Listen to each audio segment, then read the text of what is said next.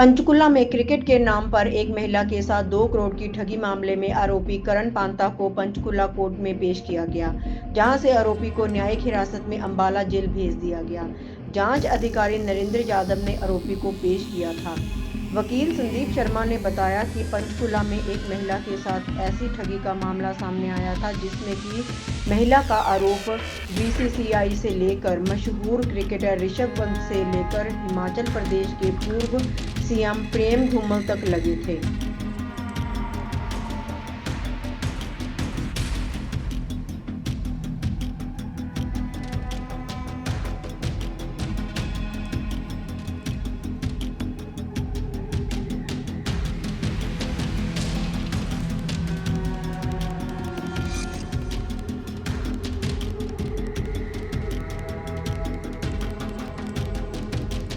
से आज आरोपी करण पांटा को पेश किया गया आज कोर्ट में। क्या मामला था, पहले तो ये बताएं शॉर्ट में। जी, ये करण पांटा मेरे बेटे के स्कूल में लॉरेंस स्कूल में क्रिकेट कोच बनकर हमसे मिले एंड वहाँ से इन्होंने मुझसे बातचीत शुरू की मेरे बेटे के थ्रू, और हमें बताया कि मैं बहुत बड़े बड़े लेवल पर, इंटरनेशनल लेवल पर, नेशनल लेवल पर क्रिकेट खेल चुका हूँ और आपके बेटे की प्रोफाइल बहुत अच्छी है, वो बहुत अच्छा खेलता है, तो उसको भी हम आगे पुश कर सकते हैं। और उन्होंने मुझसे थोड़े बहुत पैसों की डिमांड की स्टार्टिंग में, और मुझे ये भी बताया कि जो पैसे आप लगा रहे हो ये कॉन्ट्रैक्ट्स के थ्रू वापस आ जाएंगे। उन्होंने एक कॉन्ट्रैक्ट बताया मिडिलसेक्स काउंटी, जो कि इंग्लैंड में खेला जाता है, उसके बाद डिस्ट्रिक्ट लेवल हिमाचल से, और एचपीसीए के लोगों के साथ भी अपनी जान पहचान दिखाई। उन्होंने मुझे ऋषभ पंत के मैसेजेस दिखाए, अरुण धूमल के मैसेजेस दिखाए, जिनमें कहा जा रहा था कि आपके बेटे को खिलाने के लिए थोड़ी डोनेशन लगेगी, बट सब पैसा वापस हो जाएगा जैसे ही वो खेल जाएगा। और इसके बाद उन्होंने मुझे ब्लैकमेल भी किया। उन्होंने 27 जुलाई की आधी रात को मुझे मैसेज किया कि मेरे ऊपर इनकम टैक्स का बहुत बड़ा कोई मुकदमा दर्ज हो गया है, क्योंकि मैं उनके अकाउंट में पैसे डालती हूँ, जिसके उन्होंने मुझे कागज़ भी दिखाए जिसमें मेरा नाम भी था, और उन्होंने कहा कि मेरे ऊपर 85 लाख का जुर्माना है और मेरे नाम के वारंट भी निकल गए हैं और मेरा पासपोर्ट भी जब्त हो जाएगा, और मैं एक क्रिकेटर हूँ, मैं आईपीएल खेलने वाला हूँ और मेरा करियर बर्बाद हो सकता है, तो आप मेरी हेल्प कीजिए वरना मैं सुसाइड कर लूँगा। तो उस एवज में मैंने अपनी बैंक के जो भी लोन्स थे मेरे पास, क्रेडिट लिमिट्स थी, वो सब निकाल कर उनको दे दी, और ये टोटल आज की डेट में जो मैं पैसा उनको दे चुकी हूँ वो 1,99,00,000 रुपये हैं। मैम, जैसे पुलिस की तरफ से कार्रवाई नहीं की गई थी, तो आप सीएम साहब से भी मिले थे, सीपी साहब से भी मिले थे, तो वहाँ से क्या आपको रिस्पॉन्स आया? जी, वहाँ से मुझे तुरंत रिस्पॉन्स आया। उन्होंने इमीडिएटली इस केस को देखा और ऑर्डर किए, जिसकी वजह से एफआईआर हुई, और उसी दिन उसको अरेस्ट भी किया गया, और अब पुलिस अपनी जांच में लगी हुई है। पंचकुला की डीसीपी खुद इस मामले को देख रही थी जी, उन्होंने मैं मैडम से मिली थी, उन्होंने मुझे आश्वासन दिया कि मैं खुद इस केस को देख रही हूँ और आपको न्याय ज़रूर मिलेगा। मैम, जैसे आज पुलिस द्वारा आज पेश किया गया है आरोपी करण पांटा को, तो उसकी तरफ से कुछ रिकवरी की गई है अभी तक कुछ किसी मुझे चीज़ इसकी की? बिल्कुल भी नॉलेज नहीं है। मैं यहाँ बाहर ही हूँ, इंतज़ार कर रही हूँ कि मुझे कोई अपडेट मिले, इन्फॉर्मेशन मिले। गिरफ्तारी होने के बाद क्या लग रहा है कि पैसे वापस मिलने की उम्मीद है आपको? मुझे अपनी पुलिस के ऊपर, अपने कानून के ऊपर, लॉ एंड ज्यूरिडिक्शन के ऊपर पूरा भरोसा है, और मैं उम्मीद कर रही हूँ कि मुझे जस्टिस मिलेगा। ठीक है।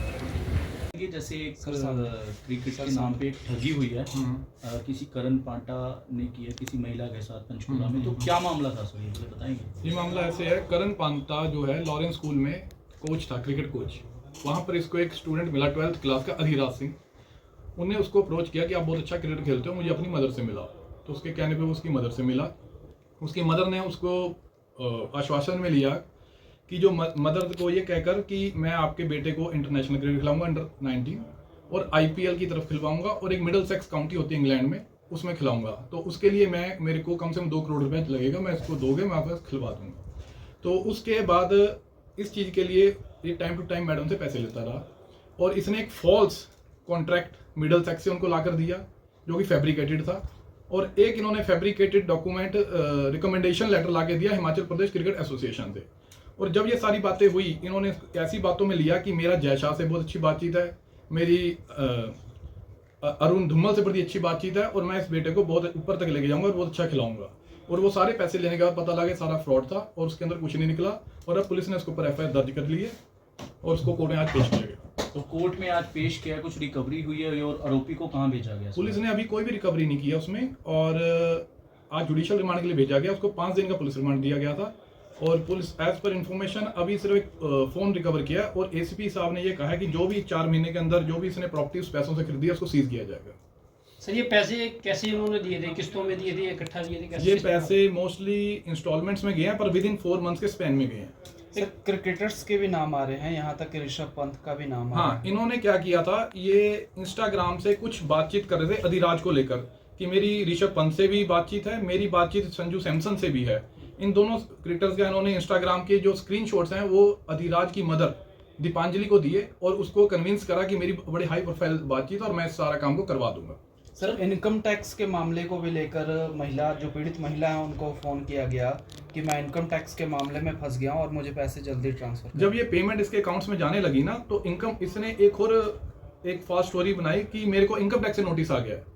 तो इनकम टैक्स से नोटिस आया, कहता मुझे और पैसे चाहिए, अगर मेरे को और पैसे दोगे तभी मैं बच पाऊंगा, मैं अगर बचूंगा तभी आगे बच्चों को आगे खिला सकूंगा। तो इनकम टैक्स का भी मामला फ्रॉड, वो भी फ्रॉड था, उसमें कोई नोटिस नहीं आया, कुछ नहीं आया। सर जैसे इसने बताया कि मेरे फादर हिमाचल के शिमला के मेयर हैं, तो ये बात सच है कि उसके मेयर वाली बात बिल्कुल झूठी निकली है, पर इनकी फैमिली जो शिमला से है एक अच्छे बैकग्राउंड से है और अब सुनने में है इनके जो ग्रैंडफादर हैं वो सुप्रीम कोर्ट से जस्टिस भी रिटायर हुए हैं।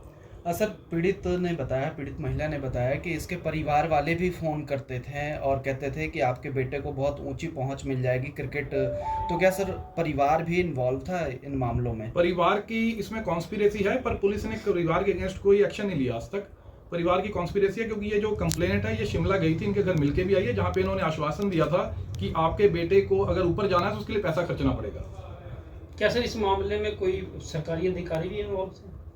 सरकारी अधिकारी का कोई अभी तक ऐसा कुछ नहीं आया है, लेकिन ये इसने अपने लेवल पे ही सारी गेम बनाई थी और अपने लेवल पे ही इसने सारा फ्रॉड रचा था। ये कितने दिन की रिमांड मिली है? अब तो 14 डेज के लिए जुडिशियल रिमांड चला गया। सर कोई और दोस्त या फिर कोई कलीग इन्वॉल्व है इस मामले में? हाँ, उनका शायद कोई कजन है, उसकी इन्वॉल्वमेंट कुछ इसके अंदर आ रही है। ठीक ठीक। अनुराग ठाकुर का भी नाम आ रहा है। हाँ, अनुराग ठाकुर का भी इसके अंदर नाम आ रहा है। इसने क्या किया है, उनका फोन नंबर लेकर गूगल से उस नंबर से इन्होंने उसको मिसयूज किया, उसके स्क्रीनशॉट से चैटिंग बनाकर अपना मैडम को दी, दीपांजलि मैडम को, ताकि वो और कन्विंस हो सके और पेमेंट लिए। इसके अंदर इसने काफी हाई प्रोफाइल लोगों के नाम बीच में डाले हैं, तो इससे ताकि लड़की कन्विंस हो और इसके पास पेमेंट आए। और ये पूरा ही एक बहुत बड़ा धोखा है क्योंकि एक जो पेरेंट्स हैं टीचर के ऊपर विश्वास करते हैं, वो अपने बच्चे के लिए उसने जैसे टीचर ने कहा उसने बच्चे ने वैसे किया, उसी हिसाब से पेमेंट करते रहे और इसने सारा करके क्रिमिनल ब्रीच ऑफ ट्रस्ट किया, चीटिंग की, फ्रॉड किया, जिसके अतिरिक्त सब सारे सेक्शन में इनके ऊपर पर्चा दर्ज कर दिया गया और आज जुडिशियल रिमांड के लिए भेज दिया गया। प्रॉपर्टी बेचने और खरीदने के लिए संपर्क करें फेयर डील प्रॉपर्टीज।